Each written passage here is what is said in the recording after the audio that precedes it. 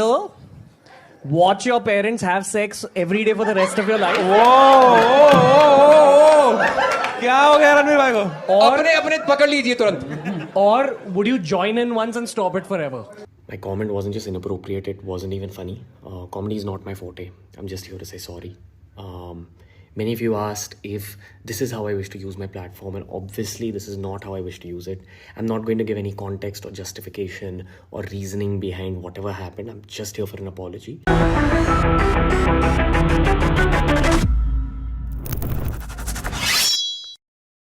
வணக்கம். Meet the privileged darlings of Narendra Modi and his government.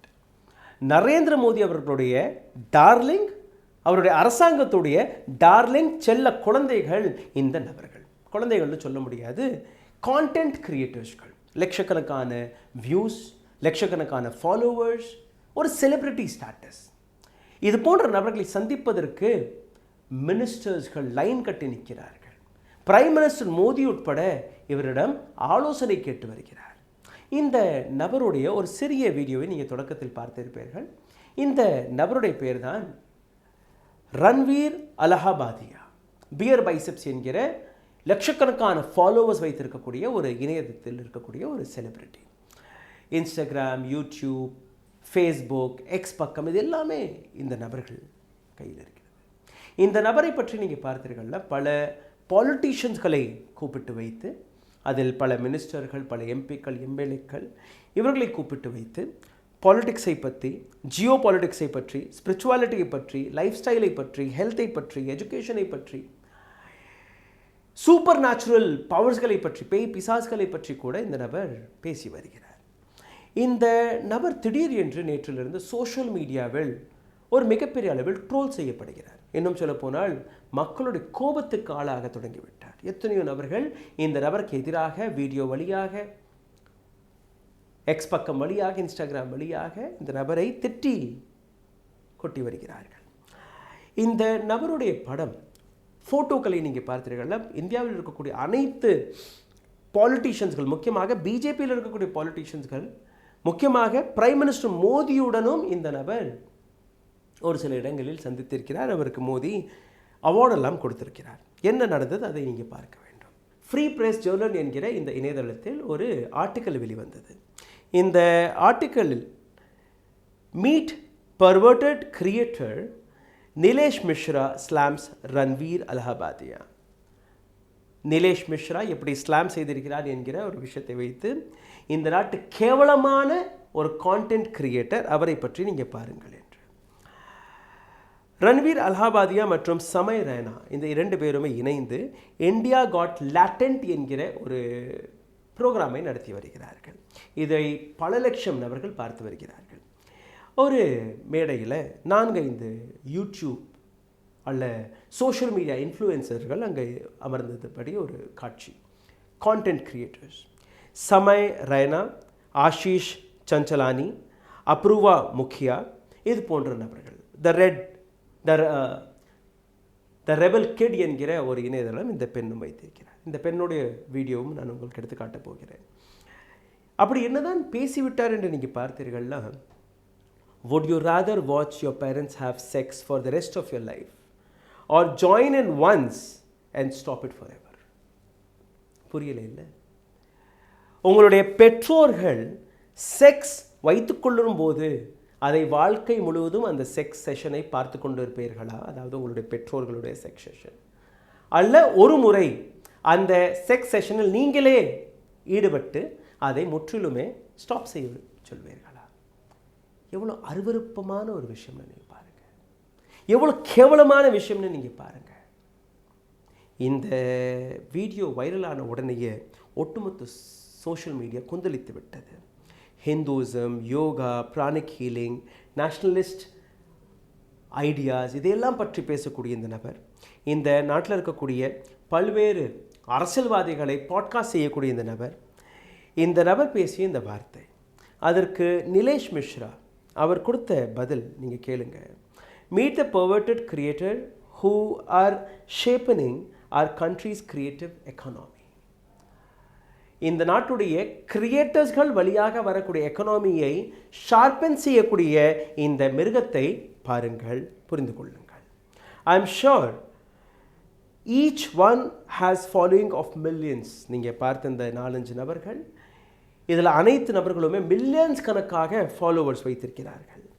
This content is disgusted as adult content. இந்த content ரொம்பவே கேவலமான ஒரு கான்டென்ட்டாக இருக்கிறது. அடல்ட் கான்டென்ட்டாக இதை எடுத்து காட்டுகிறாரா? கிடையாது. It can be seen with ease by even child if algorithm takes him to there or her. இந்த வீடியோவை இவர்கள் அந்த ஏஜ் ரெஸ்ட்ரிக்ஷன் கூட போடாமல் எந்த சின்ன குழந்தை கூட அந்த சோஷியல் மீடியாவில் நீங்கள் பார்த்தீங்கன்னா அந்த ஆல்காரிதம் தான் பெரிதாக பார்க்கப்படும். அந்த ஆல்காரிதம் முறைப்படி எந்த குழந்தை கையிலும் இந்த வீடியோ போகலாம். அவர்களும் இது போன்ற நபர்களுடைய அந்த ஐடியாவை இம்ப்ளான்ட் செய்து கொள்ளலாம். I am also not surprised at all that 4 people at the desk and lots in the audience celebrated his had great high. 4 நபர்கள் இந்த டேபிளில் உட்கார்ந்திருக்கிறார்கள். எதிரில் நீங்கள் பார்த்தீர்கள்னா நூற்றுக்கணக்கான ஆடியன்ஸ் இருக்கிறார்கள். யாருக்குமே இது ஒப்ஜெக்ஷனாக தெரியலை. அதாவது உங்களுடைய தாய் தகப்பன் உடலுறவு வைத்துக்கொள்ளும் போது அதை நீங்கள் பார்ப்பதை, வாழ்க்கை முழுவதும் பார்ப்பதை அதை ஏற்றுக்கொள்கிறீர்களா, அல்ல அந்த ஆக்டில் நீங்களும் போய் கலந்து கொள்கிறீர்களா என்கிற இந்த விஷயம் யாருக்குமே தவறாக தெரியவில்லை. காரணம், ரூபாய் நோட்டு கொடுத்து அந்த டிக்கெட் எல்லாம் வாங்கி அமர்ந்திருந்த நபர்கள், நாங்கள் சந்தோஷத்துக்காக தானே வந்திருந்தோம், காமெடி பார்க்க தானே வந்திருந்தோம். இது காமெடியா? இது எப்படி காமெடின்னு எனக்கு தெரியலை. இதே போன்று நீங்கள் பார்த்தீர்கள்னா சோனு நிகம் சிங்கர், அவரும் இந்த நபரை திட்டி ஒரு ட்வீட்டை போட்டிருக்கிறார். ये बियर बाइसेप्स गाय निहायत ही घटिया आदमी है. இந்த நபர் கேவலத்திலும் கேவலமான ஒரு நபர். एक ऑनलाइन शो पर अपने माँ बाप की इज्जत को इतने बड़े पैमाने में उछाला, सरेआम उछाला. தன்னுடைய பெற்றோர்களுடைய மானத்தை, மரியாதையை இவ்வளோ பெரிய பிளாட்ஃபார்மில் ஏதோ ஒரு மேடையில் உட்கார்ந்து கொண்டு எவ்வளோ சுலபமாக இந்த நபர் தூக்கி வீசிவிட்டார் என்று நீங்கள் பாருங்கள். सही कहते हैं सड़ी हुई फसल तो इलाज है, लेकिन सड़ी हुई नस्ल का कोई इलाज नहीं है. சரியாக தான் சொல்லியிருக்கிறார்கள்.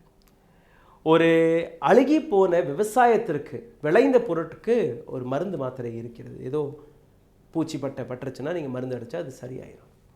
ஆனால் ஒரு சமுதாயம், ஒரு எதிர்காலம், ஜெனரேஷன் அது அழுகி போனால் அதற்கு எந்த விதமான மருந்து கிடையாது.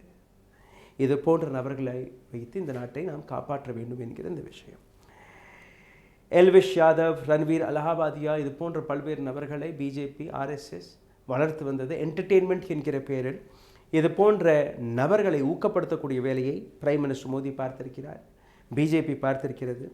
பிரைம் மினிஸ்டர் மோடியே ஒரு மேடையில் இதே அலகாபாதியாவுடன் இருக்கும்போது பிரைம் மினிஸ்டர் மோடி இந்த நபரை பார்த்து கேட்ட கேள்வி,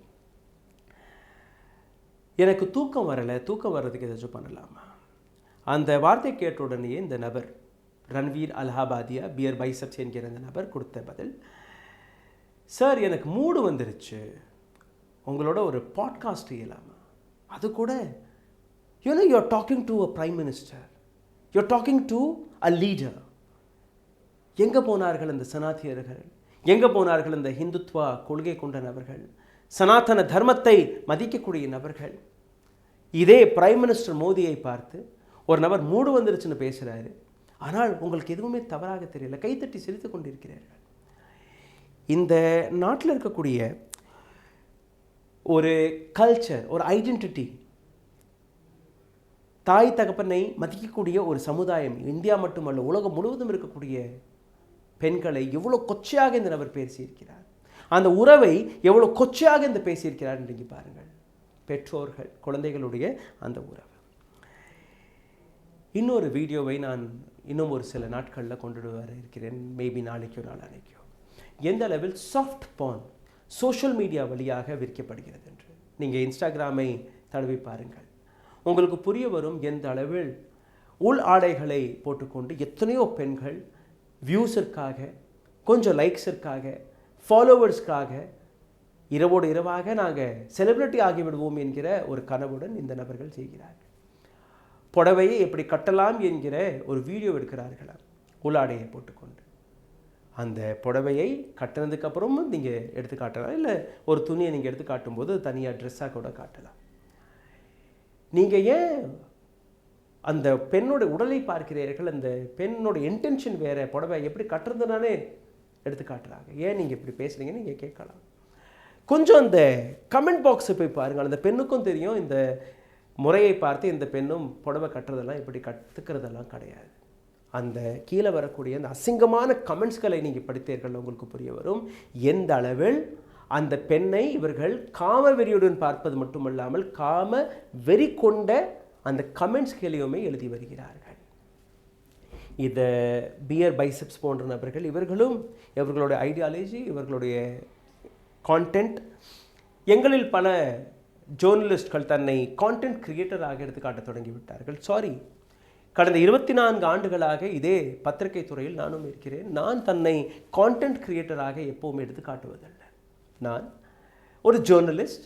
என்னுடைய வேலை கான்டென்ட் கிரியேட் செய்வதல்ல, உண்மையை உண்மையாக எடுத்து காட்டுவது மட்டும்தான்.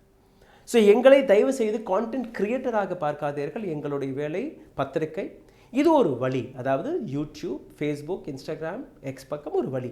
இந்த வழியாக எங்களுடைய பத்திரிகை தான் நாங்கள் செய்து கொண்டிருக்கிறோம் ஒழிய நாங்கள் கான்டென்ட் கிரியேட் செய்வதில்லை.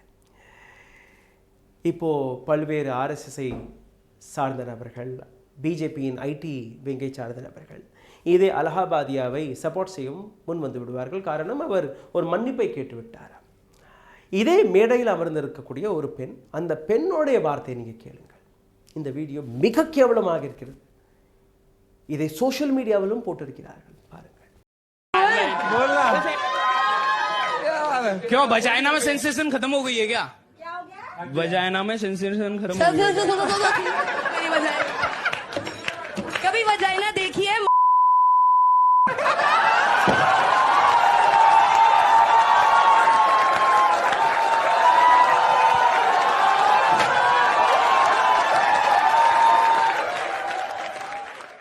ரெண்டு பேரும் பேசியதை நீங்கள் கேட்டீர்கள். இது போன்ற கிரியேட்டர்ஸ்களுக்கு இந்த நாட்டு அரசாங்கம் அவார்டும் கொடுத்து அழகு பார்த்து வருகிறது.